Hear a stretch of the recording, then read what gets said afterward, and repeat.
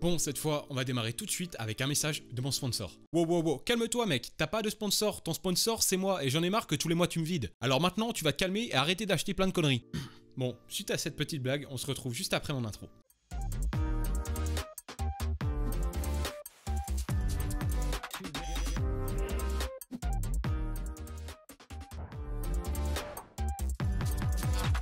Et voilà, c'est une intro que j'ai faite moi-même, j'espère qu'elle vous a plu. En attendant, si vous me suivez sur les différents réseaux, donc surtout Instagram, Twitter et aussi sur Twitch, parce que je rappelle que je vais reprendre les lives, vous l'avez vu en avance. Donc je vous invite vraiment à me suivre sur ces différents réseaux, je les affiche à l'écran et dans la description. Salut à tous, c'est Yukio pour le 4ème épisode de GG Geeks Gear et aujourd'hui on va tester la Endgame Gear XM1. Mais juste avant le test, je suis sûr que vous, ça vous a fait exactement le même effet que moi la première fois que vous avez entendu parler de la souris. En fait, c'est pas une souris que vous avez pensé, mais à ça.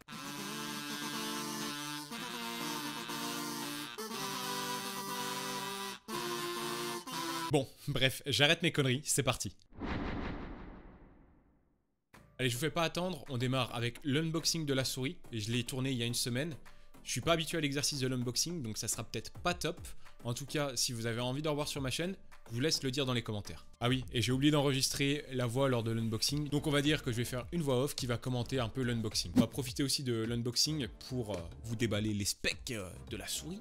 Donc au niveau du capteur, on a un capteur PixArt, donc vraiment c'est une marque très connue qui fait des capteurs pour énormément de souris. Il peut monter jusqu'à 16 000 dpi, vous pouvez les régler via le logiciel de Endgame, logiciel qui n'est pas très utile en soi. Au niveau des clics, soit le gauche ou le droit, eh bien ce sont des capteurs home run. Encore une fois, c'est quelque chose qui est très courant sur le marché. Ceux-ci ont une petite spécificité, ce sont des capteurs analogiques avec un temps de réponse de 1 milliseconde. Donc au niveau de la réactivité de la souris, là on est top tier. Il y a eu deux versions de la souris, la première que je n'ai pas eue et celle que j'ai actuellement, et elle se voit notamment sur le câble. Dans la première version, c'est un câble en caoutchouc, et dans la deuxième, c'est un câble tressé. Il est beaucoup plus flexible a priori que l'ancienne version, mais vu que je l'ai pas essayé cette version, je peux pas vous commenter sur la qualité du câble ou pas. En tout cas, celui qu'on a actuellement, il est vraiment sympa. La boîte est petite, c'est plutôt sympa. Par contre, le carton est vraiment très mince, c'est à la limite d'une feuille. On est habitué sur les souris, mais là, j'ai vraiment l'impression que c'est très fragile. L'emballage à l'intérieur, c'est vraiment une simple mousse. La souris est bien protégée. Mais si vous cherchez une expérience d'unboxing agréable, je pense pas que ça soit le bon produit pour vous. J'en ai déjà parlé, j'adore les souris légères. Celle-ci fait 70 grammes, donc 1 gramme de plus que la Viper, ou bien 10 grammes de moins que la G Pro Wireless. Les patins sont en PTFE, ce qui diffère un peu des téflons qu'on a actuellement sur les souris. Ça permet d'avoir une meilleure glisse et une glisse qui est durable. Au niveau des dimensions, la souris fait 12 cm de long, 6 cm,9 de large et 3,8 cm de haut. Et comme je l'ai déjà dit, j'adore les petites souris et les souris légères, elles combinent les deux, c'est pour ça que la souris m'avait intéressé. Il n'y avait pas de vidéo qui avait été faite en France, et je trouve que c'est quelque chose qui manque énormément par rapport à cette souris. Peut-être que ça peut vous aiguiller, et je suis vraiment content de vous en parler. Au niveau de la forme de la souris, on est sur une souris symétrique. Si jamais vous avez encore des problèmes avec les formes de souris, je vous invite à regarder ma vidéo sur la Viper, qui récapitule les 3 types de formes de souris qu'on peut retrouver. Enfin, à savoir, ici j'ai la version blanche, mais la souris existe aussi en version noire. Bon, j'ai pas les mêmes vêtements parce qu'en fait j'ai oublié de tourner l'audio et la vidéo en même temps, alors je le fais maintenant. Et maintenant qu'on a vu les specs de la souris, on va passer à mon test de la XM1. Pour le suivi, vous avez aucun problème à vous faire puisque le capteur est extrêmement efficace avec un temps de réponse très bas. Il va répondre à tous les critères qu'on attend d'une souris pour l'e-sport. La molette est vraiment classique, elle n'est pas mauvaise, elle n'est pas excellente non plus.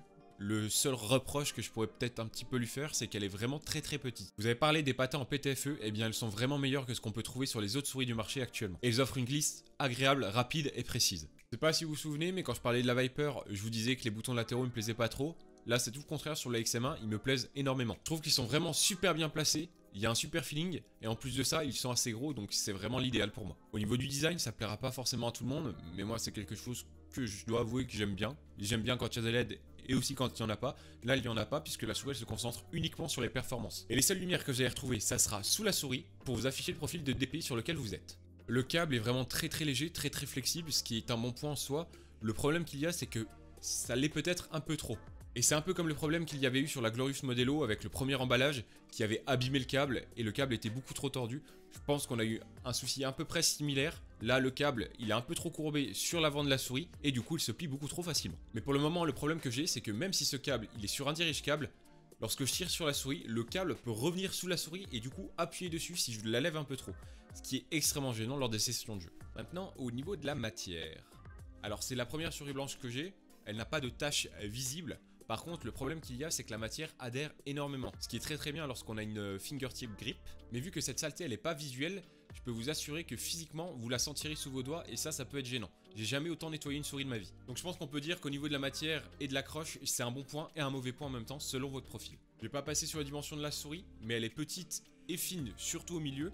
Elle a vraiment une grosse amplitude à l'arrière. Et pourtant, malgré cette amplitude, je trouve qu'elle est absolument pas faite pour les palm grippers. Et c'est justement ce qui la rend si spéciale, c'est vraiment cette forme affinée et très basse à l'avant, avec des clics très bas qui sont censés vous aider à viser mieux. Alors cette forme, elle est un peu difficile à appréhender au début, mais une fois que vous avez passé ce temps d'adaptation, je peux vous assurer que vous allez avoir une meilleure visée. Moi, c'est mon cas, depuis que je l'ai, je trouve que je vise beaucoup mieux avec, mais il y a des conséquences. Et ces conséquences, elles sont pas si dramatiques que ça, c'est juste que je dois me reposer beaucoup plus souvent. Le grip de la souris, il est vraiment très agressif et après quelques heures de jeu, vous allez avoir besoin de reposer votre main parce qu'elle sera beaucoup trop crispée. Et je peux vous assurer que j'ai jamais senti autant de raideur dans ma main qu'en jouant avec cette souris. Mais en contrepartie, comme je le disais, après un temps d'adaptation, je pense vraiment que vous allez beaucoup mieux viser avec cette souris. Mais c'est pas pour autant que c'est la souris qui fera le joueur, ça va être à vous de vous adapter à la souris ou d'adapter la souris à votre style de jeu, car c'est jamais le matériel qui fait le joueur, mais c'est le joueur qui fait le matériel. Bon, j'ai fait la blague en début de vidéo, mais évidemment, je n'ai pas de sponsor. Par contre, je veux juste vous parler d'une boutique. Je leur fais de la pub totalement gratuitement. Ça s'appelle Maxisport. Alors, je vois venir, c'est pas parce que je m'appelle Maxime que je leur fais de la pub, évidemment. En fait, la boutique, elle est concentrée sur l'e-sport. Foutez dans le titre. Et donc, on retrouve du matériel qu'on retrouve nulle part ailleurs. Et c'est justement le cas de cette souris, puisque je l'ai trouvé sur aucun autre site d'équipement gaming. Mais c'est le cas aussi pour beaucoup d'autres matos qu'on retrouve uniquement sur ce site. J'attendais de commander chez eux pour pouvoir vous dire si ça s'était bien passé ou pas. Alors, j'ai eu quelques problèmes pour la livraison, mais ça, c'est dû à la situation actuelle et pas au site. Pendant ce temps, et pour me rassurer, j'ai discuté avec le CM sur Twitter, et la personne qui est derrière l'écran était super sympa, il n'y avait aucun problème. Honnêtement, un grand pouce en l'air pour eux. Donc je vous mets un lien dans la description, ça me fait plaisir, honnêtement, c'est vraiment une très bonne boutique. Je pense que moi, j'ai passé toutes mes commandes sur ce site dorénavant. Et voilà, la vidéo elle touche à sa fin, je vais vous résumer mon avis sur la XM1. Donc je trouve vraiment que c'est une souris qui est taillée pour l'FPS, elle est vraiment top tier, surtout quand on se souvient qu'elle coûte que 60 €. Mais par contre, elle n'est pas pour tous les joueurs, surtout si vous êtes un joueur avec un palm grip. Et il faut prendre en compte qu'il y a un temps d'adaptation avant de pouvoir viser au mieux avec cette souris. Mais passé ce temps d'adaptation, vous allez voir une nette différence sur votre capacité à viser. Personnellement, la souris m'a tellement conquis qu'elle devient ma souris principale pour le jeu. La vidéo touche à sa fin, j'espère que je vous ai fait découvrir une souris qui va peut-être devenir la vôtre. Si c'est le cas, je vous laisse vous abonner, mettre des commentaires et liker. N'hésitez pas à me suivre sur les différents réseaux sociaux, j'ai refait un compte Instagram et comme je l'ai dit sur Twitch parce que je reprends les lives, c'était Yukio pour GG, je vous fais des bisous.